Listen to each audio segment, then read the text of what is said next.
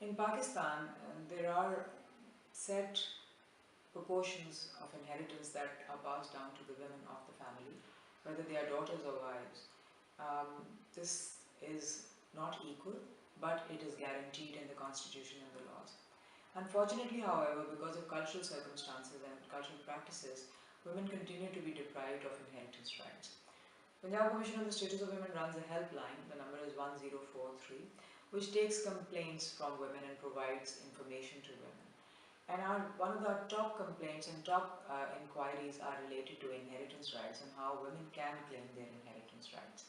Because while there have been legislative amendments in the recent past, in 2012 and then in 2015, the law in Punjab was made very strong to ensure that all the heirs get their inheritance. Those laws can still not be implemented effectively because while the district governments can act on after a person is deceased and they can ensure that all the heirs are identified, the matter tends to get the matter tends to get disputed and is taken to courts. Courts take actually longer because of the fact that our court system is overburdened. There's lots of litigation. Much of it is, I shouldn't say much, but some of it is frivolous also. So courts take time to deal with all of that. Ultimately, then this becomes an example where women are denied rights and or justice is delayed, and we know that justice delayed is justice denied. And the other women, instead of taking courage from women who have reported, start relinquishing their right to inheritance. Many times, when women have asked for their rights to inheritance, they have been attacked and they have been physically not just abused but many times murdered also. Or other ways of denial of this right has been used, such as marrying women to inanimate objects. We know that in certain parts of South Punjab and parts of Sindh, women are married to the Quran just to ensure that the property of the family stays within the family. Because property is not just revered for its monetary value or its financial benefit, but also it is seen historically in most of the patriarchal societies.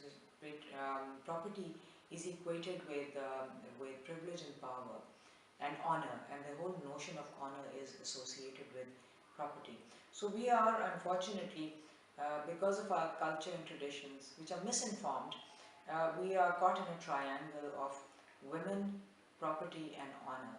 And any bid or any effort by the woman to take her share of the property is seen as an attack on the honor of their men.